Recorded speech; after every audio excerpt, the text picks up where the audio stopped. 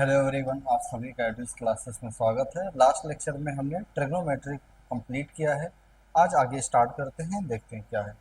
अच्छा हाँ, कई बार फिजिक्स में अक्सर ये अलजेब्रा के कुछ फार्मूलाज यूज होते हैं। तो ये बेसिक बेसिक फार्मूलाज, ये फार्मूले में लिख देता हूँ। सबसे पहला फार्मूला जैसे क्या है, ए प्लस बी के होल स्क्वायर का फार्मूला होता है A square plus 2ab plus B square. A plus B के होल स्क्वायर का फार्मूला क्या होगा, ए प्लस बी का होल स्क्वायर होता है A square plus 2ab plus B square. ठीक इसी तरीके से ए माइनस बी का होल स्क्वायर क्या होगा, A square minus 2ab plus B square. Next formula अगर मैं अलजेब्रा की बात करूं क्या है, A square minus B square का फार्मूला होता है ब्रैकेट में ए प्लस बी, दूसरे ब्रैकेट में a minus B. A square minus B square का फार्मूला क्या होता है, ब्रैकेट में ए प्लस बी और दूसरे ब्रैकेट में क्या रहेगा, ए माइनस बी। नेक्स्ट फार्मूले की तरफ अगर हम लोग बढ़े, ए प्लस बी के होल क्यूब का फार्मूला होता है ए cube plus b cube plus 3ab bracket में a plus b. A plus B के होल क्यूब का फार्मूला होगा a cube plus b cube plus 3ab bracket में ए प्लस बी, ये फार्मूला है। नेक्स्ट फार्मूले की तरफ हम बढ़े, ए माइनस बी का होल क्यूब क्या होगा, तो ए माइनस बी का होल क्यूब होता है ए cube minus B cube minus 3ab bracket में a minus B. A minus B का होल क्यूब का फार्मूला होता है ए cube minus B cube minus 3ab bracket में ए माइनस बी। अच्छा, अगर हम लोग नेक्स्ट फार्मूले की तरफ चले, a cube plus b cube का फार्मूला लिखे, तो a cube plus b cube का फार्मूला होता है ब्रैकेट में ए प्लस बी, दूसरे ब्रैकेट में a square minus a B plus B square. A cube plus b cube का फार्मूला होगा ए ब्रैकेट में ए प्लस बी, दूसरे ब्रैकेट में a square minus a B plus B square. Last formula में use करूँ जो आ सकता है ए क्यूब माइनस बी क्यूब का formula A minus B A square plus A B plus B square. ये हमारे A cube minus B cube का formula है। तो ये कुछ अलजेब्रा के फार्मूले हैं, ये फार्मूले हमें याद होने चाहिए। इनका कहीं यूज हो फिजिक्स में तो हमें फार्मूले याद कर लेना है, ठीक है ना। अब अगर अलजेब्रा के फार्मूले हम लोग याद कर चुके हैं, तो 11th क्लास में मैथमेटिक्स में एक चैप्टर है बाइनोमियल थ्योरम। फिजिक्स में पूरे पूरे बाइनोमियल थ्योरम का यूज नहीं है। बाइनोमियल थ्योरम मैथमेटिक्स में पूरा एक चैप्टर पढ़ाया जाता है। फिजिक्स में सिर्फ और सिर्फ जो काम है ना, वो बेसिकली बाइनोमियल अप्रॉक्सीमेशन का काम है। और मैं सिर्फ और सिर्फ क्या बताऊंगा, बाइनोमियल अप्रॉक्सीमेशन की तरफ ही फोकस कर रहा हूं। हाँ, बस ये जो बाइनोमियल अप्रॉक्सीमेशन मैं बताऊंगा ना, इसका प्रूफ जो है वो बाइनोमियल थ्योरम से मैथमेटिक्स में सिखाया जाता है। मैं वो प्रूफ ना बता के डायरेक्टली बाइनोमियल अप्रॉक्सीमेशन सिखाता हूँ और उस पर कुछ न्यूमेरिकल्स कराऊंगा। सबसे पहले बताना, बाइनोमियल का मतलब क्या है, कितने नंबर ऑफ टर्म होंगे, 2 टर्म। अगर मैं कह रहा हूँ बाइनोमियल, इसका मतलब नंबर ऑफ टर्म कितने होंगे। अगर मैं कह रहा हूँ बाइनोमियल, इसका मतलब है नंबर ऑफ टर्म हमारे रहने वाले हैं कितने, 2। जब कभी भी किसी भी पॉलिनोमियल में नंबर ऑफ टर्म 2 हो, तो ऐसे को हम लोग क्या कहेंगे, बाइनोमियल कहेंगे।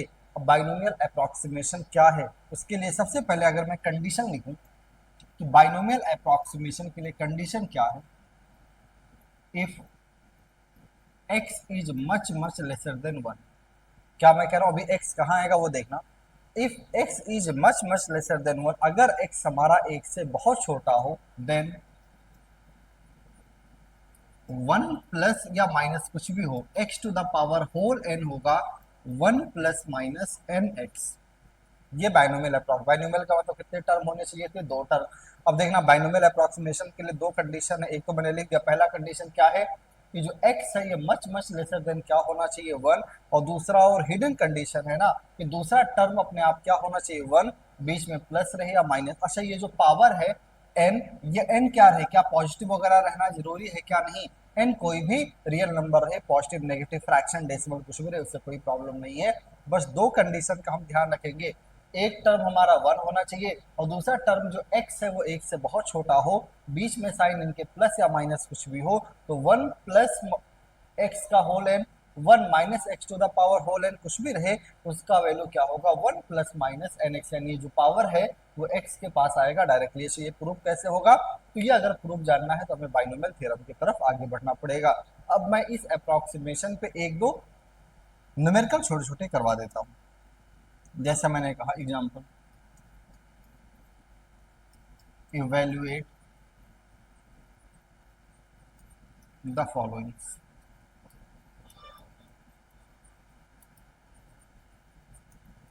जैसे मैं पहला क्वेश्चन दे रहा हूं, 1.001 टू द पावर 10, इसका वैल्यू कैलकुलेट करना है। अब सोच के देखो कितना टफ है। 1.001 का 10 टाइम्स मल्टीप्लाई करो फिर निकालो, या मैं चाहूँ तो यहाँ बाइनोमियल अप्रॉक्सीमेशन का यूज करके फाइंड आउट कर सकता हूँ। देखना कैसे कर रहा हूँ।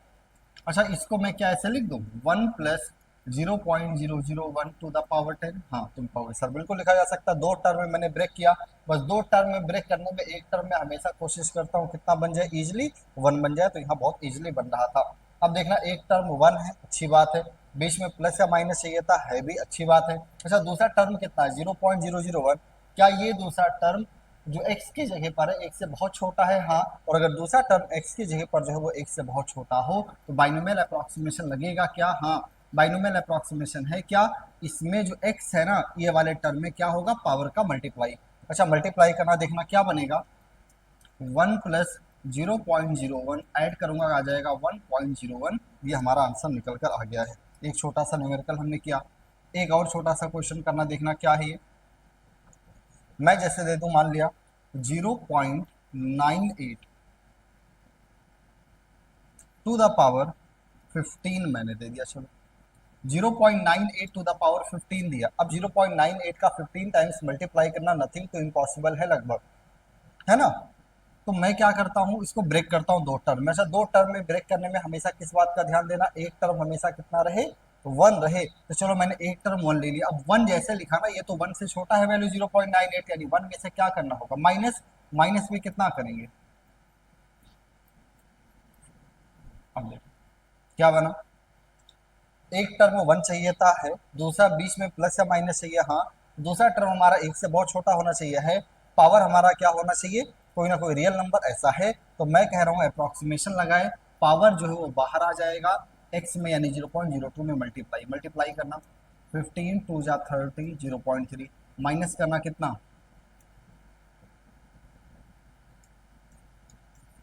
तो आंसर रफली हमारा कितना आ जाएगा, 0.70। ये हमारा आंसर बनने वाला है।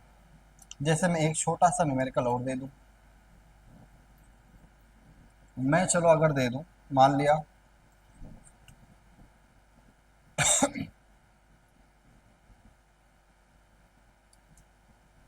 4.004 टू द पावर 100।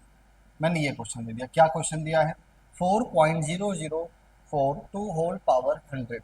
अच्छा बताना, क्या ये एक टर्म है? हाँ। क्या अप्रोक्सीमेशन अभी लगेगा? नहीं। इसको कितने टर्म में ब्रेक करें, दो टर्म। अभी देखो, इसको दो टर्म में ऐसे ब्रेक कर दूं क्या, 4 प्लस 0.004 टू द पावर 100। जरा एक बात बताना, क्या यहाँ पे, यहाँ 1 बना नहीं, 1 बनाना है क्या? हाँ, बिना 1 बनाए हुए अप्रोक्सीमेशन नहीं लगेगा। तो मैं क्या कर रहा हूँ, चलो 4 कॉमन ले ले। अच्छा, 4 कॉमन लूंगा तो पावर 100 है ना, तो 4 टू द पावर 100 तो बाहर ही आएगा। क्या बन जाएगा, 1 प्लस इसमें 4 कॉमन लेना, तो ये क्या बन जाएगा, 4 जो कॉमन लेते हैं उससे डिवाइड करते हैं ना। अरे यहाँ 4 कॉमन है तो 4 का डिवाइड करना कितना आ जाएगा, 0.01 टू द पावर 100। अब जरा देखो, ये तो 4 टू द पावर 100 बाहर आ चुका है। ये बताना, क्या यहाँ अप्रोक्सीमेशन लग जाएगा क्या? हाँ, यहाँ 1 है, यहाँ प्लस है, ये वैल्यू एक से बहुत छोटा है, अप्रोक्सीमेशन लगेगा बिल्कुल। अप्रोक्सीमेशन लगाओ तो 100 बाहर आ जाएगा। कितना बनेगा, 0.001। 100 का मल्टीप्लाई अगर मैं कर दूं तो आ जाएगा 4 टू द पावर 100, 1 प्लस 0.1, या इसको मैं लिख सकता हूँ 4 टू द पावर 100 इंटू 1, ये हमारा आंसर। ठीक है ना। इस तरह हमने 3-4 क्वेश्चन बाइनोमियल अप्रोक्सीमेशन पे किया। मैं एक क्वेश्चन और करवाना चाह रहा हूँ बाइनोमियल अप्रोक्सीमेशन पे, ध्यान देना। एक क्वेश्चन मैं और करवाना चाह रहा हूँ बाइनोमियल अप्रोक्सीमेशन पे, देखिए क्या क्वेश्चन है।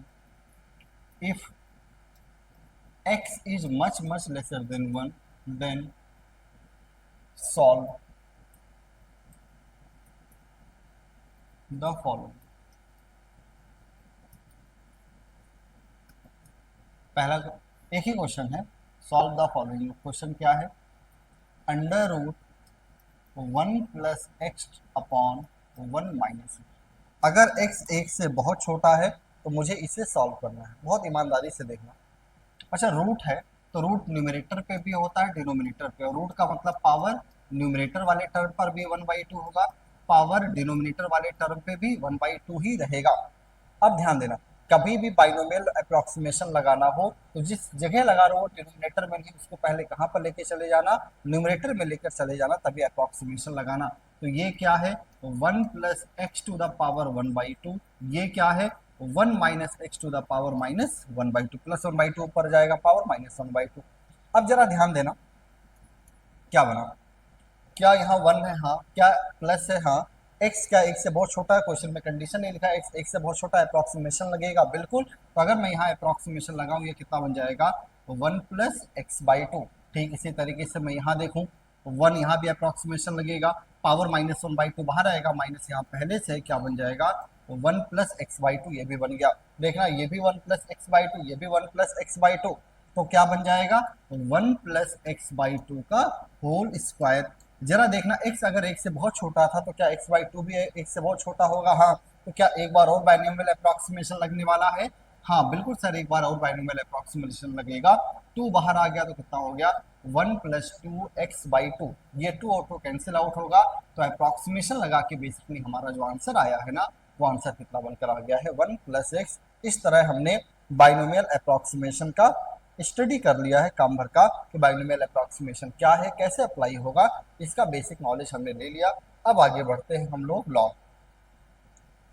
फिजिक्स और खासकर केमिस्ट्री में, फिजिक्स में तो लॉग का आजकल थोड़ा यूज कम हो गया है, क्योंकि एक चैप्टर था न्यूक्लियर फिजिक्स में, रेडियो एक्टिविटी में लॉग वगैरह ज़्यादा आ रहे थे, लेकिन अब लॉग वगैरह थोड़ा कम आते हैं। केमिस्ट्री में तो लॉग फिजिकल केमिस्ट्री के कई चैप्टर्स में आता है, तो केमिस्ट्री में तो हमें याद करके ही चलना है, पर मैं फिजिक्स में डिटेल में बता रहा हूँ लॉग, जो केमिस्ट्री में भी तुम्हें काम आएगा। सबसे पहले लॉगरिथम स्टार्ट करते हैं। अच्छा, सवाल है क्या, लॉग क्या होता है, तो लॉग कुछ भी नहीं ना, एक्सपोनेंट को रिप्रेजेंट करने का एक तरीका है। लॉग क्या है, लॉग क्या कोई नई चीज है ट्रिग्नोमेट्री की तरह नहीं, जो बचपन में हमने एक्सपोनेंट या पावर देखा है ना, उसी पावर को रिप्रेजेंट करने का एक नया तरीका ही क्या होता है, लॉग। तो हमारा लॉग क्या है, it is a way to represent, it is a way to represent exponent. Exponent का मतलब क्या, पावर, जो पावर हमारा है एक्सपोनेंट है ना, उसी को रिप्रेजेंट करने का एक तरीका है।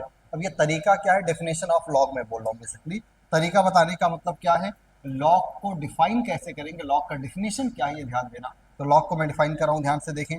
जैसे मैं कह रहा हूँ, मान लिया एक एक्सपोनेंट है a to the power b, और इसका वैल्यू कितना आया था n। मान लिया a to the power b एक वैल्यू है जिसका वैल्यू कितना आ रहा n। अब जरा बताना, ध्यान देना, अब जरा, चलो मैं इसको ऐसे लिखता हूं, मान लिया हमने b to the power n निकाला, और ये वैल्यू कितना बनकर आ गया है 1।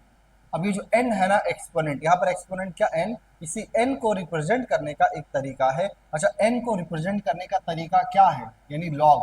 अगर एक्सपोनेंट के फॉर्म में लिखा तो लॉग कैसे लिखेंगे, तो लिखने का तरीका ये है ना, जो एक्सपोनेंट है उसको इज इक्वल टू लिखना लॉग, जो वैल्यू आया था वो यहाँ लिख देना, जो यहाँ बेस है एक्सपोनेंट का, वही बेस किसका बन जाएगा, लॉग का। या अगर इस तरह लॉग लिखा हो तो हम लोग इस तरह एंटी लॉग भी ले सकते हैं, यानी एक्सपोनेंट के फॉर्म में लिखा हो तो लॉग के फॉर्म में लिखा जा सकता है, लॉग के फॉर्म में लिखा हो तो एक्सपोनेंट यानी एंटी लॉग के फॉर्म में भी लिखा जा सकता है। ये जो n है ना, यही एक्सपोनेंट लिखने का ही एक वे है, एक तरीका है, लॉग और कुछ भी नहीं है। अच्छा बताना, अगर n is equals to log a to the base p हो तो इसको मैं कैसे लिखूंगा, इसको मैं कैसे रिप्रेजेंट करूंगा, ध्यान देना। तो एंटी लॉग लेने का तरीका है a इज इक्वल्स टू होगा b to the power n। अब यहाँ आराम से सुनना, कुछ एक दो बातें मैं बता रहा हूँ। n तो एक्सपोनेंट है, पहले समझ में आ गया ना। मैं पूछूं यहाँ पर n था क्या, अगर मैं एक दो बातें पूछूं कि जरा बताओ n क्या है, तो तुम कहोगे सर n कुछ भी नहीं, एक्सपोनेंट यानी पावर ही तो है। अच्छा, मैं पूछूं a को हम लोग क्या कहेंगे, तो a को हम लोग कहते हैं आर्गुमेंट, a को हम लोग क्या कहेंगे, और यहाँ पे हमारा b क्या है, b, तो b हमारे पास में है बेस। और अगर लॉग तभी डिफाइन होगा ना, देखते रहना, लॉग अगर डिफाइन हुआ है तो इस लॉग का कुछ ना कुछ डोमेन होगा, इस लॉग का कुछ ना कुछ रेंज होगा। तो हम लोग लॉग का डोमेन और रेंज देखते हैं कि लॉग का डोमेन क्या रहेगा और लॉग का रेंज क्या होगा। सबसे पहले अगर मैं फोकस करूँ डोमेन ऑफ लॉग पे, ध्यान देना। अच्छा, डोमेन का मतलब क्या, इनपुट। लॉग में दो इनपुट आ रहे हैं, एक तो आर्गुमेंट इनपुट आ रहा, दूसरा क्या इनपुट आ रहा, बेस इनपुट आ रहा है ना।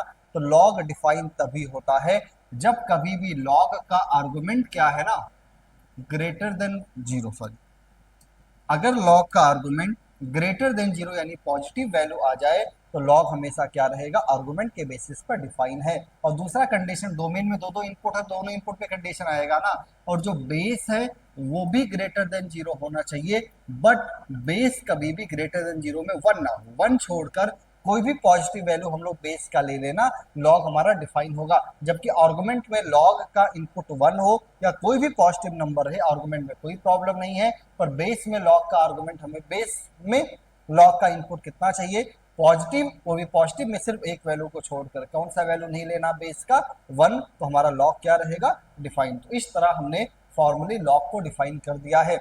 लॉग डिफाइन है, एंटी लॉग लेना भी सीखा। अच्छा, एंटी लॉग कैसे लेते हैं, तो एंटी लॉग लेना हो तो आर्गुमेंट इज इक्वल्स टू क्या लिख देना, base to the power exponent, ठीक है ना। लॉग का डिफिनेशन समझ में आया। अब मैं लॉग के कुछ फार्मूले बता रहा हूँ, ध्यान देना। लॉग का अगर डिफिनेशन समझ में आया तो लॉग को लेकर कुछ फार्मूलाज है, कुछ बातें हैं छोटी छोटी, वो एक एक करके हम लोग देखते हैं। तो हम लोग स्टार्ट करते हैं। लॉग को लेकर कुछ फार्मूलाज कुछ हैं, एक एक करके हम लोग स्टार्ट करते हैं। जैसे मैं बात करूं लॉग को लेकर, पहला फार्मूला क्या है, मैं सबसे पहले कह रहा हूं लॉग का बेस कुछ भी हो, अगर लॉग का आर्गुमेंट वन हो गया तो इसका आंसर, बस डिफाइन होना चाहिए बेस। अगर लॉग का बेस डिफाइन हो और कुछ भी रहे, greater than one, less than one, positive रहे बस, तो हम लोग क्या कहेंगे, वन नहीं रहेगा।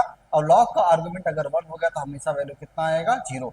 कोई भी बेस हो, अगर लॉग का आर्गुमेंट कितना आ गया, वन, तो हमेशा वैल्यू कितना बनकर आएगा, जीरो। जैसे मैं सेकंड फार्मूला लिख रहा हूं, अगर कभी भी लॉग का आर्गुमेंट और बेस दोनों सेम हो गया तो इसका वैल्यू हमेशा कितना रहेगा, वन।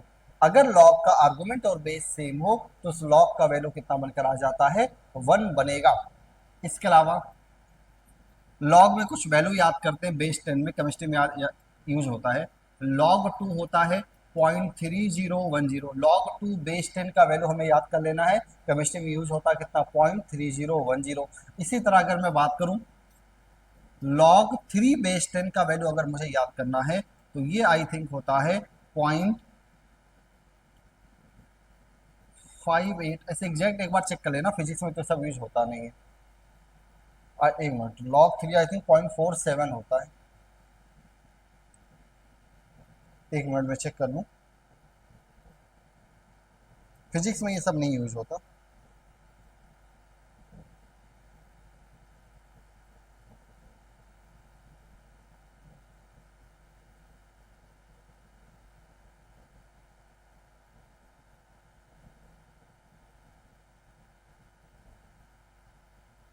हाँ, 0.477, ये कितना है, 0.477, ये दो वैल्यू। log 2 कितना होता है, 0.3010, log 3 बेस 10 कितना होगा, 0.477, ये हमें याद करना है। मैं और फार्मूले की तरफ आगे बढ़ रहा हूँ, धीरे धीरे देखना। फोर्थ फार्मूला लिखो, log बेस b है और आर्गुमेंट में दो नंबर का मल्टीप्लाई है। लॉग का बेस b है और आर्गुमेंट में दो नंबर का मल्टीप्लाई है, तो इसका फार्मूला होता है log m इंटू एन, का फार्मूला होता है log m plus log n। और बेस क्या रहेगा, जो बेस वहां था b, वही बेस यहाँ भी होगा।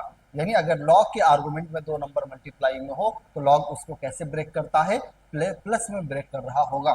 ठीक इसी तरीके से अगर मैं बात करूं log बेस b है, आर्गुमेंट में दो नंबर का डिवीजन है, तो लॉग के आर्गुमेंट में अगर दो नंबर का डिवीजन हो और बेस हमारा b हो तो डिवीजन में जो लॉग है वो कैसे ब्रेक होगा, सब्ट्रैक्शन में। तो क्या बनेगा, log m minus log n। तो log m by n base अगर b हो तो इसका फार्मूला, इसका वैल्यू कितना होगा, log m minus log n, ये हमारा आंसर बनेगा। ठीक इसी तरीके से अगर मैं बात करूं नेक्स्ट फार्मूले की तरफ लॉग के, अगर मैं ऐसे ही नेक्स्ट फार्मूले की तरफ बात करूं कि लॉग का क्या फार्मूला होगा, तो एक फार्मूला और इंपॉर्टेंट फार्मूला लिख रहा हूँ लॉग का, देखना ये होता है ऐसे हो, X to the power log A to the base B. क्या है हमें दिया गया है, तो हमें दिया गया है X to the power log A to the base B. अगर हम लोग चाहें ना, ध्यान देना, अगर कभी रिक्वायरमेंट हो, ये एक्स और लॉग का आर्गुमेंट आपस में क्या हो सकता है, इंटरचेंज, ये भी लॉग की प्रॉपर्टी है। लॉग का जो बेस है, लॉग खुद एक्सपोनेंट अगर बन जाए तो, और उस एक्सपोनेंट का जो बेस है और लॉग का आर्गुमेंट आपस में क्या हो सकता है, इंटरचेंज। और अगर मैं इंटरचेंज करूं तो इसको क्या लिख सकता हूं, ए, इसको क्या लिखा जा सकता, a to the power log x base B. अगर मैं आपस में इंटरचेंज करूं तो इसको क्या लिखा जा सकता, a to the power log x base b, ये हमारा बनकर आ जाएगा। अच्छा ऐसे देखना सेवंथ वाला, अगर मैं अगला एक और लिखूं, ध्यान देना क्या बनेगा अगला फार्मूला, अगर मैं लिखना चाहूं, मैं लिख दूं जिसे हम लोग कहते हैं बेस चेंजिंग थ्योरम। अगर मैं लॉग में कभी भी बेस को चेंज करना हो ना, तो बेस कैसे चेंज होगा, वो बेस चेंजिंग थ्योरम, ध्यान देना। मान लिया log A to the base B है, लॉग का बेस दिया कितना है, बी, और मान लिया इस बेस बी को मुझे बेस क्या बनाना है, सी बनाना है। तो कभी भी लॉग का बेस चेंज करना हो ना, उसको लिखना लॉग डिवाइड बाई लॉग। कभी भी लॉग का अगर बेस चेंज करना हो तो उसको क्या लिखना, log divide by log. Base क्या बनाना है, सी, तो ये बेस सी, ये बेस सी। यहाँ लॉग का जो आर्गुमेंट है वो ऊपर वाले लॉग का आर्गुमेंट होगा, यहाँ लॉग का जो बेस है वो नीचे वाले लॉग का आर्गुमेंट बनकर आ जाएगा। इस तरह हम लोग लॉग का बेस चेंज कर सकते हैं। एक बात और ध्यान देना, मैथमेटिक्स वालों के लिए खासकर, अलजेब्रा में अगर लॉग का बेस कुछ भी ना दिया गया हो ना, अलजेब्रा में लॉग का बेस अगर ना दिया गया हो तो लॉग का बेस कितना होगा, 10 होगा। अगर अलजेब्रा हम लोग पढ़ रहे हैं मैथमेटिक्स में, तो लॉग का बेस हमेशा कितना होता है, अगर कुछ भी ना दिया हो तो 10 रहेगा। और कैलकुलस में यानी डिफरेंशिएशन, इंटीग्रेशन, इन सब में लॉग अगर गिवन है तो लॉग का बेस अगर ना दिया हो ना, तो लॉग का बेस हमेशा कितना होगा, ई होगा। ये छोटा सा नोट है, ध्यान रखना है। और मैं एक बात और कह रहा हूं, अगर कभी भी ऐसे है log x to the base E, log का बेस x, सॉरी log का बेस अगर e हो जाए यूलर्स नंबर, तो उसको हम लोग क्या लिख सकते हैं, ln x। log x base e को हम लोग ln x भी लिख सकते हैं। तो कहीं ln x लिखा हो, ln 10 लिखा हो, ln 20 लिखा हो, इसका मतलब log का बेस हमारा कितना रहा होगा, ई बेस रहा होगा लॉग का। तो ये कुछ प्रॉपर्टीज थे लॉग के। लॉग के इन प्रॉपर्टीज को मैंने बता दिया, लॉग का डेफिनेशन बता दिया है। अब हम लोग क्या करते हैं, लॉग पे कुछ न्यूमेरिकल स्टार्ट कर लेते हैं, ध्यान से देखना। लॉग में कुछ न्यूमेरिकल देखते हैं, ध्यान दें क्या है। एग्जाम्पल,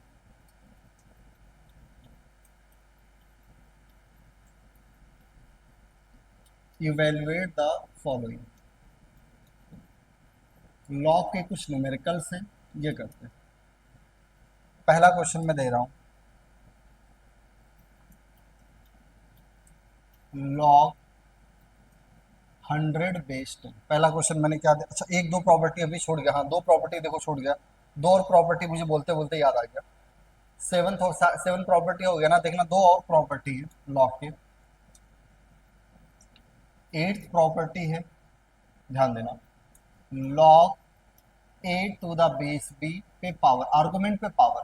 अगर कभी भी लॉग में आर्गुमेंट पे कोई पावर आ जाए ना, तो आर्गुमेंट का पावर बाहर मल्टीप्लाई में आ जाएगा, यानी आर्गुमेंट पे जो भी पावर हो, पॉजिटिव नेगेटिव कैसा भी, वो मल्टीप्लाई में बाहर आ जाता है। और ऐसे ही अगर लॉग में बेस का पावर आ जाए, अगर लॉग में बेस का पावर आ जाए, तो बेस का पावर में बाहर आता है पर वो डिवाइड में, आर्गुमेंट का पावर मल्टीप्लाई में आएगा लॉग के, और बेस का पावर कैसे आता है, डिवीजन में बाहर आएगा लॉग के। ये प्रॉपर्टी भी हमें ध्यान रखना है। अगर लॉग में आर्गुमेंट पे पावर आए तो वो कैसे बाहर आएगा, वो हमारा मल्टीप्लीकेशन में, और बेस का पावर कैसे बाहर आता है, वो डिवीजन में बाहर आएगा। इस बात का भी हमें ध्यान रखना था, और इतना ध्यान है। अब हम लोग क्वेश्चन करते हैं। मैंने पहला क्वेश्चन क्या दे दिया है आप लोगों को, log 100 बेस 10। हमें पहला ही क्वेश्चन क्या सॉल्व करना है कि log 100 बेस 10 का वैल्यू कितना होगा, ध्यान देना। अच्छा, जब कभी भी ऐसे न्यूमेरिकल वैल्यूज निकालने के लिए आए ना, ये बेस कितना है 10 और ऊपर कितना है 100, सबसे पहले 100 को किसके फॉर्म में लिखने की कोशिश करेंगे, 10 को। क्या 100 को 10 के पावर वगैरह में लिखा जा सकता है क्या? हाँ बिल्कुल, 100 को हम लोग क्या लिख सकते हैं, लॉग 10 स्क्वायर। सबसे पहले आर्गुमेंट को बेस के फॉर्म में लिखने की कोशिश करो, पहला कोशिश यही होगा, लिखा भी जा चुका है। अभी हमने देखा प्रॉपर्टी ना, जब कभी भी आर्गुमेंट का पावर हो तो वो पावर मल्टीप्लाई में बाहर आएगा, क्या बन गया, log 10 बेस 10। अच्छा, अभी आज ही हमने देखा फार्मूला, log का अगर आर्गुमेंट और बेस दोनों सेम हो जाए तो इसका वैल्यू कितना बनकर आ जाएगा, 1, यानी बेसिकली हमारा आंसर कितना बनकर आ गया इस क्वेश्चन का, 2। अगर ये क्वेश्चन छोटा सा था, समझ में आया, तो अगला क्वेश्चन भी सॉल्व करने की कोशिश करें, देखें क्या है।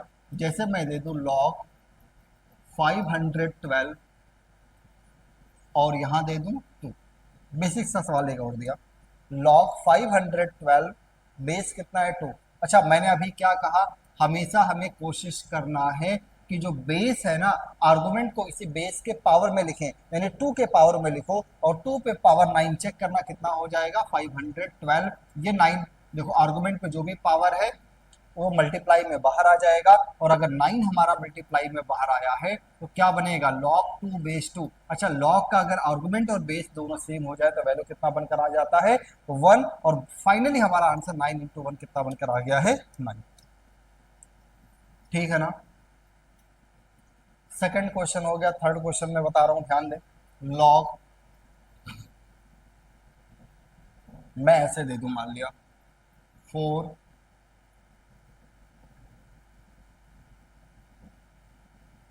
और 32, मैंने log 32 बेस 4 दे दिया। अब बताना, क्या 32 को 4 के पावर में लिखा जा सकता है, 4 पे पावर 1 4, 4 पे पावर 2 16, 4 क्यूब कितना, 64 हो जाएगा, नहीं लिखा जा सकता। अब जब आर्गुमेंट को बेस के पावर में ना लिखा जा सके ना, तो ऐसे सोचो, क्या आर्गुमेंट और बेस दोनों को किसी दूसरे नंबर के पावर में लिखा जा सकता है क्या? तो क्या मैं 4 को 2 के पावर में लिख सकता हूँ? हाँ। क्या 32 को 2 के पावर में लिख सकता हूँ क्या? हाँ। तो अब हम लोग क्या करने जा रहे हैं ना, इस बार मैं आर्गुमेंट को भी बेस को भी 2 के पावर में लिख रहा हूँ और आर्गुमेंट को भी 2 पे पावर में लिख रहा हूँ। देखना, 2 2 जा 4, 2 जा 8, 2 जा 16, 2 जा 32, यानी 2 पे पावर 5 कितना बनकर आ जाएगा, 13। अब प्रॉपर्टी देखो, अभी क्या पढ़ा है, आर्गुमेंट पे जो भी पावर रहे वो मल्टीप्लाई में बाहर आएगा, बेस का जो भी पावर है वो डिवाइड में बाहर आ गया। ये बाहर आने के बाद ये क्या बना, log 2 बेस 2, और log का आर्गुमेंट और बेस सेम हो तो वैल्यू कितना होता है, 1। यानी फाइनली हमारा आंसर क्या बनकर आ गया है, हमारा जो क्वेश्चन का आंसर आया वो कितना बनकर आ गया, 5/2। जैसे मैं अगला क्वेश्चन दूं, ऐसा है, मान लिया 16 log 25 बेस 4। मैं इसका वैल्यू निकालने के लिए कर रहा हूँ, जरा एक बार कोशिश करो, देखो क्या आएगा। अब जरा हम लोग ध्यान देना, यहाँ आर्गुमेंट 25 है बेस 4, क्या 4 के पावर में 25 आएगा, जिंदगी में नहीं। क्या 4 और 25 दोनों को किसी नंबर के पावर में लिखा जा सकता है? 4 को 2 का पावर लिखेंगे, 5 को 5 सॉरी 25 को 5 के पावर में लिखेंगे, एक जैसा बना नहीं। पर मेरे मन में आया, क्या मैं इस 16 और 4 को 25 को आपस में इंटरचेंज कर दूं क्या? हाँ। अच्छा, इंटरचेंज करने का फायदा क्या होगा, अगर 16 यहाँ आया तो 16 को हम लोग किसके पावर में लिख सकते हैं, 4 के पावर में लिखा जा सकता है ना। तो ये प्रॉपर्टी लगा के मैं अगर इसको लिखना चाहूँ, क्या 25 टू द पावर 16 बेस 4। अब क्या बना, अच्छा 16 को क्या लिखा जा सकता है, 4 का स्क्वायर, आर्गुमेंट पे कोई पावर हो तो पावर मल्टीप्लाई में बाहर आएगा, क्या बना, log 4 बेस 4। अच्छा बताएं, log का आर्गुमेंट और बेस सेम हो तो वैल्यू कितना, 1। तो क्या आ गया, 25 का स्क्वायर, 25 का स्क्वायर होता कितना है, तो 25 का स्क्वायर होता है 625, ये मैंने लिख दिया है। 25 का स्क्वायर हमारा कितना बनेगा, तो मैंने बता दिया 25 का स्क्वायर कितना आ गया है, 625। अगर ये आ गया है तो मैं अगला क्वेश्चन कर रहा हूँ, ध्यान देना। जैसे मैं फिफ्थ क्वेश्चन दे दूँ, log x minus 1 base 3 is equals to 2। अब मैं कह रहा हूँ x का वैल्यू निकालना, सॉल्व करने का मतलब क्या, x का वैल्यू एवेल्युएट करना है, कैसे निकालेंगे।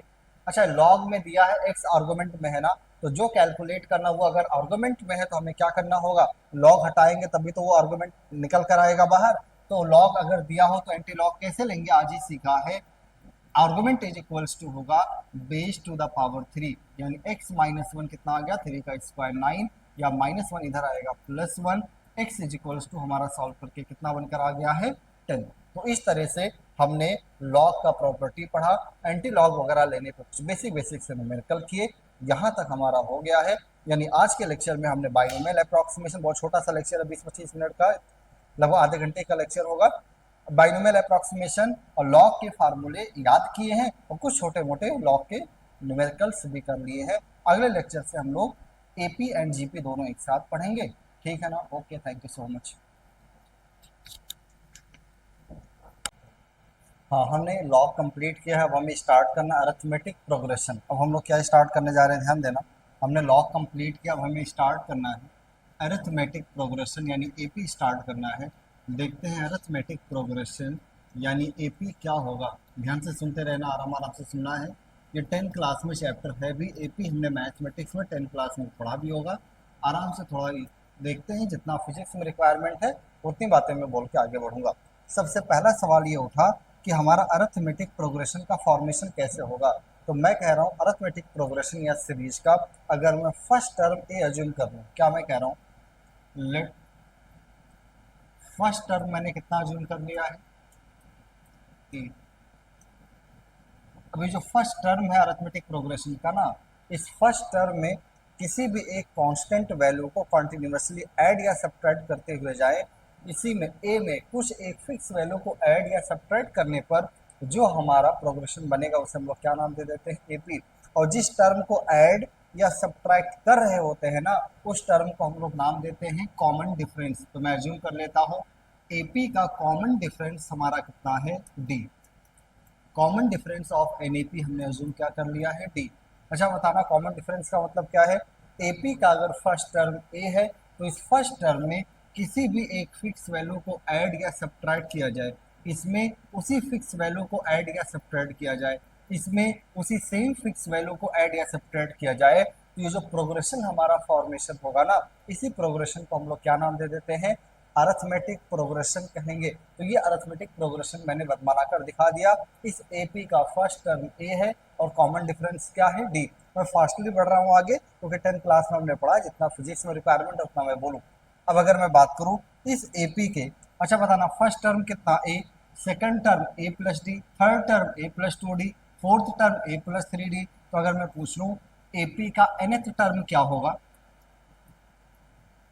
nth term of an AP, इसका फार्मूला अगर मैं लिखूँ ना, एपी के nth टर्म का फार्मूला, यानी एपी जो है इसका फर्स्ट टर्म ए हो, कॉमन डिफरेंस डी हो, तो इस एपी के nth टर्म का फार्मूला होगा, nth term of an AP tn का फार्मूला होता है, हमें याद करना है ए plus N minus one into d. तो किसी एपी के nth टर्म का फार्मूला होता a plus N minus one into d. अगर हमें थर्ड टर्म निकालना तो एन का वैल्यू 3 पुट करेंगे, मुझे 20th टर्म फाइंड आउट करना है तो एन का वैल्यू मैं क्या पुट कर दूंगा, 20। ए है फर्स्ट टर्म, डी क्या है, कॉमन डिफरेंस। अब सवाल ये उठा हमें एपी का कभी भी कॉमन डिफरेंस कैलकुलेट करना तो कैसे निकालेंगे। देखो मैं क्या कह रहा हूँ, मान लिया nth टर्म उठाया, nth टर्म से मैं n माइनस 1th टर्म को माइनस कर दूं, यानी जो भी एक टर्म उठाऊं उसमें से उसके जस्ट प्रीवियस टर्म को माइनस कर दो, तो हमारा जो वैल्यू आएगा वही हमारा कॉमन डिफरेंस आएगा। यानी मेरे कहने का मतलब है कोई भी एक टर्म उठाओ, कोई एक टर्म उठाया हमने, उस टर्म में हम लोग क्या माइनस कर दें, जस्ट प्रीवियस टर्म माइनस कर दो। कोई भी एक टर्म उठाएं और उस टर्म में क्या माइनस कर दें, जस्ट उसका प्रीवियस टर्म माइनस कर दो, तो जो वैल्यू आएगा उसे मैं क्या नाम दे देता हूँ, कॉमन डिफरेंस कहेंगे। तो एपी का कॉमन डिफरेंस बी है, फर्स्ट टर्म ए है, तो nth term of an AP का फार्मूला होता है ए plus N minus one into d. अब जरा ध्यान देना, और मैं एक फार्मूला और बनाऊं, दो ही फार्मूला में एपी में याद रखना है। मैं कहूं सम ऑफ फर्स्ट एन टर्म क्या होगा, यानी एपी के फर्स्ट एन टर्म का समीशन, यानी मैं क्या करने जा रहा हूँ, ध्यान देना, मेरे कहने का मतलब है हमें समीशन निकालना है फर्स्ट टर्म ए, सेकंड टर्म ए प्लस डी, थर्ड टर्म ए प्लस 2d। ऐसे एपी में कितने टर्म का समीशन चाहिए हमें, up to n. nth term क्या होगा बताना, a plus N minus one into d. इसको ऐड करने पर जो आंसर आता है वो डायरेक्टली फार्मूला हमें याद रखना है एपी के फर्स्ट एन टर्म का समेशन होता है n/2 plus n-1 into D. AP के फर्स्ट एन टर्म के समेशन का फार्मूला होगा, तो एपी के फर्स्ट एन टर्म के समेशन का फार्मूला होता है n/2 plus n-1 into D. अच्छा, एपी में हमने दो फार्मूले देखे ना। फर्स्ट फार्मूला एपी में हमने क्या ध्यान दिया है, एपी के nth टर्म का फार्मूला होता है a plus n-1 into D. AP के फर्स्ट एन टर्म के समेशन का फार्मूला होता है n/2 a plus n-1 into D. इस पर मैं 2-3 क्वेश्चन करवा दे रहा हूँ, ज़्यादा नहीं, आराम आराम से देखें। क्वेश्चन मैं करवाता हूँ। क्वेश्चन मैंने जैसे मान लिया दे दिया एग्जाम्पल, फाइंड आउट, और इसमें फर्स्ट क्वेश्चन मैंने दे दिया, मान लिया हमारे पास में एक एपी है, वो एपी मैं दे रहा हूँ ऐसे, मान लिया 7, 10, 13। अब मैं कह रहा हूँ फाइंड आउट एपी है 13th term of given AP. इस एपी का मुझे कौन सा टर्म कैलकुलेट करना है, 13th टर्म कैलकुलेट करना है। एक एपी मैंने बनाकर दे दिया है, इस एपी का मुझे कौन सा टर्म कैलकुलेट करना है, 13th। अच्छा बताना, कभी भी एपी के बारे में कुछ भी कहे, पहले देखो फर्स्ट टर्म कितना है 7, मैं पूछूं कॉमन डिफरेंस 10-7, कोई एक टर्म उठाओ, जस्ट प्रीवियस को माइनस करो, कॉमन डिफरेंस आ गया 3। कौन सा टर्म बताना, 13th, यानी एन का वैल्यू कितना 13। जरा बताना nth term of an AP का, nth टर्म का क्या फार्मूला हमने पढ़ा है, अभी हमने फार्मूला देखा था, किसी भी एपी के nth टर्म का फार्मूला होता है a plus n-1 into D. जरा ला के वैल्यू पुट करो, देखो क्या a हमारा है 7, n हमारा 13-1, d है कितना 3। सॉल्व अगर करेंगे 12 इंटू 3 क्या बनेगा, तो 13th टर्म हमारा आ गया है 43। 13th term of given AP हमारा कितना आ गया है 43। अच्छा, अगर मैं ऐसे पूछ लूँ इसी में, find sum of first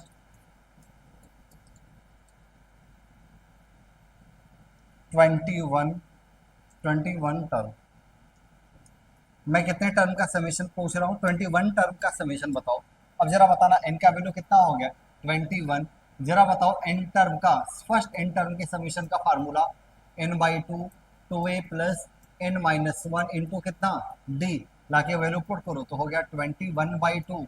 2a first term है 7, n-1 तो 21-1, डी हमारा कितना है 3। ध्यान देना, ये बनेगा 20 और ये 2, अगर 2 कॉमन ले लो तो ये 2 कट जाएगा, यहाँ बचेगा 21, यहाँ बना 7, ये बनेगा 30, तो कितना आ गया 21 इंटू 37 कर देना। इस तरह हमारा फर्स्ट 21 टर्म के समेशन का फार्मूला आ जाएगा। तो एपी के सिंपल nth टर्म के nth टर्म का फार्मूला होता है a plus n-1 into D. First N term के समेशन का फार्मूला होता है n/2 2a plus n-1 into d. ये मैंने एपी में पहला क्वेश्चन करके दिखा दिया है। एपी में मैं अगला क्वेश्चन दे रहा हूँ, ध्यान देना, ट्राई करना क्या है। मैंने दे दिया, मान लिया एपी हमारे पास में है, ऐसे दे दूं मैं 54, 51, 48, फाइंड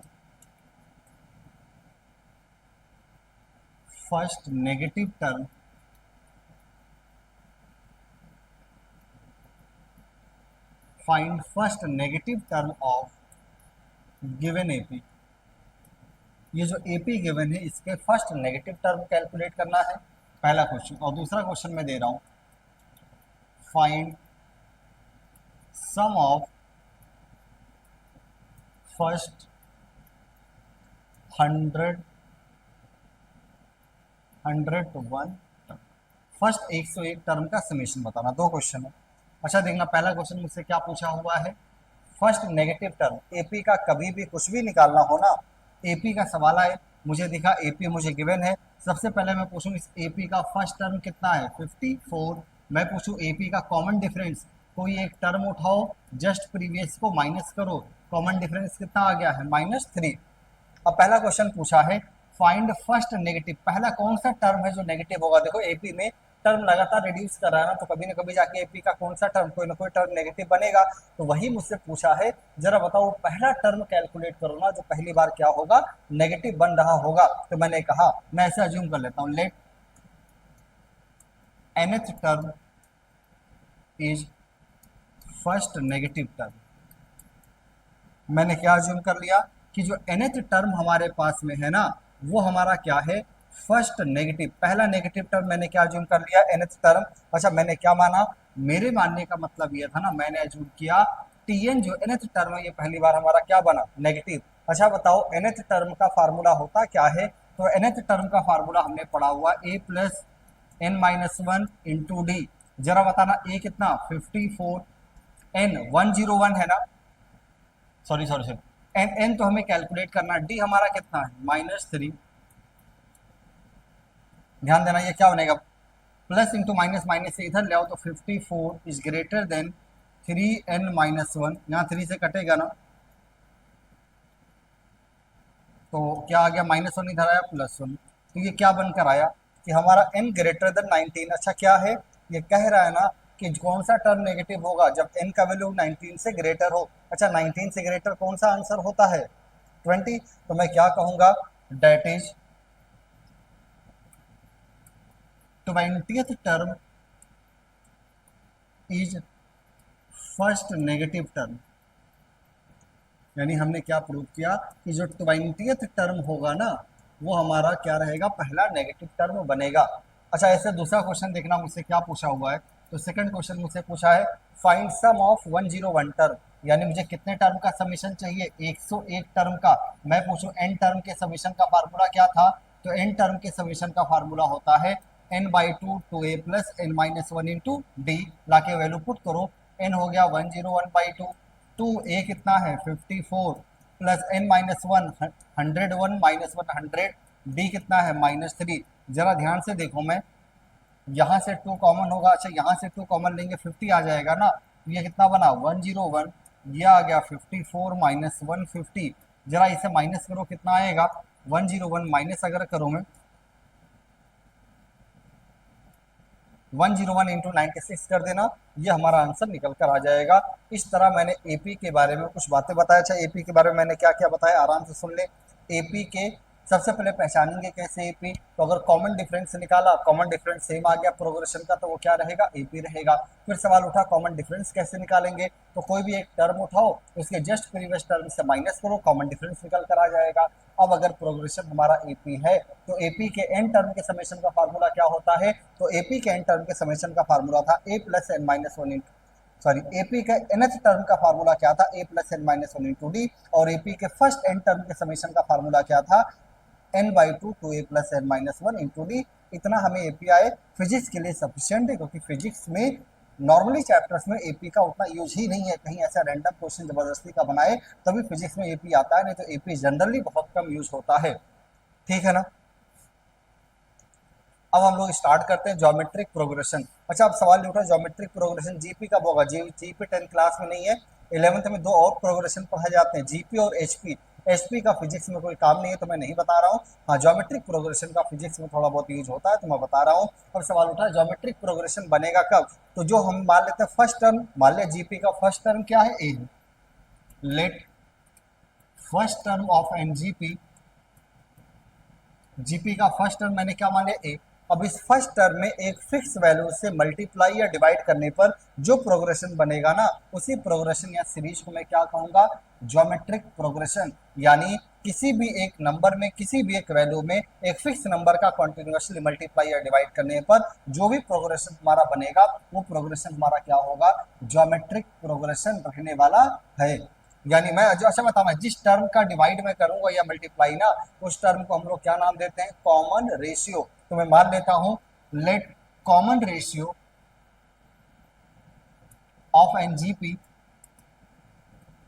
अच्छा अगर कभी भी कॉमन रेशियो कैलकुलेट करना है तो क्या फार्मूला होगा, यानी nth टर्म उठाया, इसमें से n माइनस वनथ टर्म को डिवाइड कर देना, या यानी मेरे कहने का मतलब कोई भी ऐसे रैंडम टर्म उठाना, एनी टर्म में कोई भी ऐसे टर्म उठाना, उसमें से जस्ट प्रीवियस टर्म को डिवाइड, जस्ट प्रीवियस टर्म का माइनस जस्ट प्रीवियस टर्म के माइनस करने पर कॉमन डिफरेंस आ रहा था, और किसी टर्म में जस्ट प्रीवियस टर्म से डिवाइड करने पर क्या आ जाएगा, ज्योमेट्रिक प्रोग्रेशन बनेगा। यानी अगर मैं एक जीपी बनाऊं, अगर मैं एक जीपी बैठ के बनाऊं ना, जीपी का फर्स्ट टर्म ए, अगर कॉमन रेशियो आर है तो ए में आर का मल्टीप्लाई किया, ए इसमें एक और आर का मल्टीप्लाई किया, इसमें एक और आर का मल्टीप्लाई किया, ऐसे ही हमारा क्या बनकर आ जाएगा, जीपी बना है। अब अगर हमारे पास में ये एक जीपी है तो इस जीपी के nth टर्म का फार्मूला, डायरेक्टली मैं फार्मूला लिख रहा हूँ, फास्टली पढ़ा रहा हूँ, इस जीपी के nth टर्म का फार्मूला होता है A R to the power n minus one. ये जो जीपी मैंने लिखा ना, इस जीपी का फर्स्ट टर्म ए हो, कॉमन रेशियो आर हो, तो जीपी के फर्स्ट nth टर्म का फार्मूला होता है A R to the power n minus one. ये मैंने जीपी के nth टर्म का फार्मूला लिखा है। अच्छा, अगर मैं कहूँ सम ऑफ फर्स्ट n टर्म का फार्मूला क्या होगा, जो हमारे पास में जीपी गिवन है ना, इस जीपी के सम ऑफ फर्स्ट n टर्म का फार्मूला, फर्स्ट n टर्म के समेशन का फार्मूला क्या बनेगा। तो फर्स्ट n टर्म के समेशन का क्या मतलब है, जरा सोच के बताना। यानी मैं निकालना चाहता हूं a plus first term, second term क्या ए आर, थर्ड टर्म क्या ए आर स्क्वायर, ऐसे करते करते nth टर्म क्या है A R to the power n minus one. अब इनको ऐड करने पर जो आंसर बनेगा ना, उसका सीधा फार्मूला मैं लिखवा रहा हूँ, आंसर आएगा A R to the power n minus one upon, तो जीपी के फर्स्ट n टर्म के समीशन का फार्मूला क्या होगा, A R to the power n minus one upon R minus one. मैं पहले भी बता चुका हूँ, ए है फर्स्ट टर्म, आर है कॉमन रेशियो, ठीक है ना। अच्छा, मैंने क्या क्या कहा एक बार सुनो, जीपी में कुछ और बातें भी है वो भी बोलता हूँ। फिर मैंने जीपी के बारे में ये कहा ना, कोई भी एक फिक्स वैल्यू लो, उसमें किसी दूसरे फिक्स वैल्यू का मल्टीप्लाई या डिवाइड करने पर जो भी प्रोग्रेशन ऐसे बनेगा, उस प्रोग्रेशन को हम लोग क्या नाम दे देंगे, ज्योमेट्रिक प्रोग्रेशन कहेंगे। और जिस फिक्स वैल्यू के मल्टीप्लिकेशन से ज्योमेट्रिक प्रोग्रेशन बनता है, उस फिक्स वैल्यू को हम लोग क्या नाम देते हैं, कॉमन रेशियो। और जो फर्स्ट टर्म होगा उसको ए से डिनोट कर रहे होते हैं। यानी कभी भी जीपी का कॉमन रेशियो कैलकुलेट करना होना तो क्या कर देना, कोई भी एक रैंडम टर्म उठाना, जस्ट प्रीवियस टर्म से डिवाइड कर देना, हमें जीपी का क्या निकल कर आ जाता है, हमारे पास में जीपी का आ जाएगा कॉमन रेशियो कैलकुलेट होगा। अब अगर जीपी का first term A common ratio R है, तो जीपी का nth टर्म का फार्मूला होता है A R to the power n minus one. GP कैसे फर्स्ट n टर्म के समेशन का फार्मूला पूछा जाए तो फार्मूला क्या होगा, A R to the power n minus one upon R minus one. ये हमारे जीपी के फर्स्ट n टर्म के समेशन का फार्मूला है, ठीक है ना। जीपी में फिजिक्स में जो ज्यादा यूज होता है ना, वो हमारे पास में कॉन्सेप्ट है इनफाइनाइट जीपी। किसका कॉन्सेप्ट हम लोग देखने जा रहे हैं, ये काम थोड़ा फिजिक्स में आता है, इनफाइनाइट ज्योमेट्रिक प्रोग्रेशन। अच्छा, मैं थोड़ा फास्ट क्यों पढ़ा रहा हूँ, क्योंकि जितना रिक्वायरमेंट है ना, उतना ही हम लोग टॉपिक्स पे टाइम देंगे। आगे डिफरेंशिएशन इंटीग्रेशन पे थोड़ा एक्स्ट्रा टाइम देंगे। जीपी कुछ पूरे फिजिक्स में ऐसा दो चार जगह आएगा, उससे ज़्यादा आएगा नहीं। वो भी जीपी में भी इनफाइनाइट जीपी ही मेन आता है। अच्छा, इनफाइनाइट जीपी का क्या मतलब है, तो अगर कभी भी किसी ज्योमेट्रिक प्रोग्रेशन में नंबर ऑफ टर्म कितने हो जाए इनफाइनाइट, तो ऐसे ज्योमेट्रिक प्रोग्रेशन को हम लोग क्या नाम दे देंगे, ज्योमेट्रिक, ऐसे ज्योमेट्रिक प्रोग्रेशन को कहेंगे इनफाइनाइट ज्योमेट्रिक प्रोग्रेशन। यानी इनफाइनाइट जीपी में अगर मैं पूछूं नंबर ऑफ टर्म कितने होंगे, तो नंबर ऑफ टर्म अगर इनफाइनाइट जीपी में पूछा जाए तो कितने होते हैं, इन्फिनिटी, इसलिए इसका नाम ही इनफाइनाइट जीपी पड़ा। तो मैं अज्यूम कर लेता हूं, लेट इनफाइनाइट जीपी में अज्यूम करता हूँ, इनफाइनाइट जीपी हमारे पास में क्या, first term A common ratio R, तो ऐसा हमारे पास में एक इनफाइनाइट जीपी बनकर आ गया है। अच्छा, ये जो ऐसे कितने नंबर ऑफ टर्म होंगे इनफाइनाइट, ये हमारे पास एक इनफाइनाइट जीपी बनकर आ गया है। अच्छा, अगर मैं कहूँ इसका समेशन लिखना, तो इसका समेशन अगर मैं लिखूँ इनफाइनाइट जीपी का ना, तो समेशन को अगर मैं एस कह दूँ, तो इनफाइनाइट जीपी का समेशन ऐसे बनेगा, a plus a r square plus a r cube up to infinity. अब इसका समेशन निकालना है। अच्छा बताना, इनफाइनाइट जीपी का जब भी हम लोग समेशन निकालेंगे ना, वो दो बातों पर डिपेंड करेगा। Case one, if common ratio is greater than one. Common ratio का मतलब मैग्नीट्यूड ऑफ कॉमन रेशियो, यानी अगर आर का वैल्यू -2 आया तब भी मॉड इसका क्या हो जाएगा, ग्रेटर देन वन। आर का वैल्यू -5 आया तब भी मॉड क्या हो जाएगा, ग्रेटर देन वन। तो if mod of common ratio is greater than one, और सोच के देखना, अगर आर हमारा लगातार 1 से बड़ा हो तो अगला हर एक टर्म आगे बढ़ता जाएगा ना, और हर एक टर्म ऐड होता जाएगा बढ़ते हुए, तो ऐसे जीपी के समेशन का फार्मूला होगा ऐसे इनफाइनाइट जीपी के समेशन का फार्मूला हो इनफाइनाइट ही होता है, या तो प्लस इन्फिनिटी भी आ सकता है माइनस इन्फिनिटी भी, पर आंसर मुझे कंफर्म पता कितना आने वाला है, इनफाइनाइट ही आएगा। ठीक इसी तरीके से मैं अगर पूछ लूं कि अगर हमने मॉड ऑफ कॉमन रेशियो निकाला और लेस देन 1 आया। अच्छा, मॉड का मतलब ये 0 से 1 के बीच में, मॉड ऑफ कॉमन रेशियो हमने कैलकुलेट किया, कितना आ गया, 0 to 1 के बीच का आया है ना। तो ऐसे इनफाइनाइट जीपी के समेशन का फार्मूला जो हम लोग वेट कर रहे होंगे, बहुत सारे लोगों को यही एक फार्मूला याद भी होता है, वो फार्मूला है क्या, ए अपॉन 1 - आर। अच्छा, मुझसे कोई कहे क्या इनफाइनाइट जीपी के समेशन का फार्मूला ए अपॉन 1 - आर है, मैं कहूँगा पगला गए हो, ए अपॉन 1 - आर नहीं, एक्चुअल में फार्मूला अपने पास में क्या है, तो फार्मूला एक्चुअल में हमारे पास में है ना, जब कॉमन रेशियो का मॉड यानी mod of common ratio less than 1 होगा तब फार्मूला ए अपॉन 1 - आर। अगर mod of common ratio greater than 1 हो गया ना, तो ऐसे इनफाइनाइट जीपी का समेशन का फार्मूला क्या होगा, इनफाइनाइट ही रहने वाला है। ये इतना मैंने जीपी को इंट्रोड्यूस कर दिया है। अब जीपी पे ज्यादा नहीं, 2-3 क्वेश्चन करेंगे तो फिर हमारा जीपी भी कंप्लीट मान लिया जाएगा। हाँ, स्टार्ट करते हैं, क्वेश्चन करना, ध्यान देना, क्वेश्चन में बना रहा हूँ, एक जीपी मैं दे रहा हूँ, ध्यान देना, जिसका फर्स्ट टर्म मैंने अज्यूम कर लिया, चलो 8, सेकेंड टर्म मैंने अज्यूम कर लिया 4, थर्ड टर्म मैंने अज्यूम कर लिया 2, फोर्थ टर्म मैंने अज्यूम कर लिया 1, फिर 1/2। ऐसे इसमें मैं कह रहा हूँ कितने टर्म है, अप टू 100 टर्म। इस जीपी में टोटल नंबर ऑफ टर्म मैंने कितना बता दिया है, 100 टर्म। और मैं कुछ बातें पूछ रहा हूँ, find first part 32nd term, ये निकालना है मुझे। सेकेंड पार्ट सम ऑफ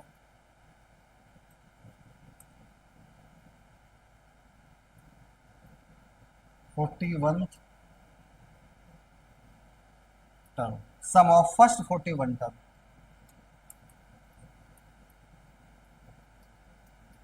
और एक तीसरा क्वेश्चन भी पूछ रहा हूँ, सम ऑफ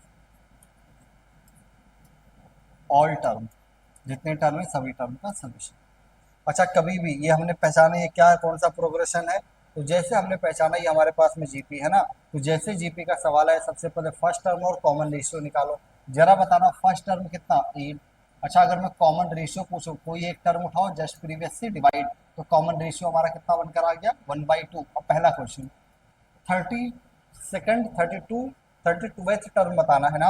एक बात जरा बताना, nth टर्म के फार्मूला क्या था, A R to the power N minus 1, 32 निकालना, तो इनका वैल्यू 32 ला के वैल्यू पुट करो, ए 8 है, आर कितना देखना, 1/2 पे पावर 32 माइनस 1। अच्छा, 8 को मैं क्या लिख सकता हूँ, 2 का क्यूब ना, तो ये क्या बना, 2 पे पावर 31। ये अगर 32 माइनस करूंगा कितना आ जाएगा, 28, और 28 ऊपर जाएगा तो 2 पे पावर माइनस 28। इस तरह 32th टर्म हमने निकाल के देख लिया। इससे बताना सेकंड क्वेश्चन क्या पूछा हुआ है, सम ऑफ फर्स्ट 41 टर्म, यानी n का वैल्यू कितना, 41। अच्छा, बताना फर्स्ट n टर्म के समेशन का फार्मूला क्या था, A R to the power n minus 1 upon कितना, r माइनस 1। वैल्यू पुट करो, ए हमारा कितना है 8, आर हमारा कितना है 1/2, कितना है n का वैल्यू 41 है ना, तो n को यहाँ मैं पावर में क्या लिख दूँ, 41 -1 होल डिवाइड बाई आर कितना, 1/2 माइनस 1। अच्छा, 1/2 माइनस 1 कितना हो जाएगा, ये आर का वैल्यू 8 था आई थिंक, ए का वैल्यू 8 था, 1/2 माइनस 1/2 ऊपर जाएगा, ये हो गया 16, माइनस इसको दे दो, हो जाएगा 1 - 1/2 को पावर। ऐसे देखना, थर्ड वाला क्या पूछा हुआ है, ऑल टर्म का मतलब टोटल नंबर ऑफ टर्म कितने हैं, 100। तो n का वैल्यू फार्मूले में 100 रख दो, क्या बनेगा, a का वैल्यू 8, r है 1/2 पे पावर 100 माइनस 1, r माइनस 1। अच्छा, 1/2 माइनस 1 कितना, -1/2, 2 ऊपर जाएगा 16, माइनस ऊपर दे दो तो 1 - 1/2 पे पावर 100। तो इस तरह जीपी के n nth टर्म का फार्मूला होता है A R to the power n minus 1, और जीपी के फर्स्ट n टर्म के समेशन का फार्मूला होता है A R to the power n minus 1। अब जीपी का मैं एक काम करता हूँ, जी इनफाइनाइट जीपी पे एक दो सवाल करके देख लेते हैं बस। जैसे मैं क्वेश्चन दे दूं, find sum of the following infinite GP, जो मैं इनफाइनाइट जीपी दे रहा हूँ उनके समेशन का फार्मूला बताना है। जैसे मैं पहला क्वेश्चन दे दूं, मैंने दे दिया 4,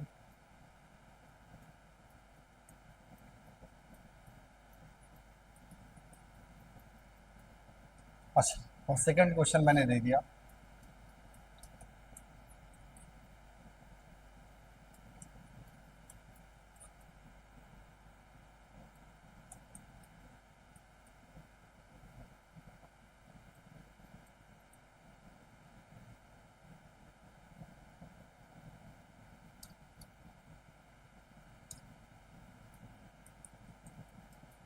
ये दो क्वेश्चन मैंने दे दिया। अच्छा, पहला क्वेश्चन ध्यान देना, फर्स्ट टर्म कितना 4, कॉमन रेशियो कितना 16/4 यानी कितना 4, कॉमन रेशियो ग्रेटर देन 1 आ गया ना, तो कॉमन रेशियो का mod of common ratio greater than 1 आ जाए। तो अभी हमने पहला केस देखा था इनफाइनाइट जीपी का समीशन कितना इनफाइनाइट। ऐसे सेकंड वाला क्वेश्चन देखना, फर्स्ट टर्म कितना, ए का वैल्यू कितना 1024, अच्छा कॉमन रेशियो कितना 512/1024, डिवाइड करना कितना आ जाएगा 1/2, ये लेस देन 1 आया ना, तो डायरेक्टली सबमिशन का फार्मूला क्या यूज करूंगा मैं, a/1 माइनस आर, ए है देखना 1024, 1 माइनस आर कितना 1/2, अच्छा 1 माइनस 1/2 1/2 होगा, जो इसमें जाके 2 में मल्टीप्लाई होगा। इस तरह इनफाइनाइट जीपी का समीशन 2 4 जा 8, 2 2 जा 4, हमारा आंसर कितना आ जाएगा 2048। इस तरह हमने एपी और जीपी कंप्लीट कर लिया है।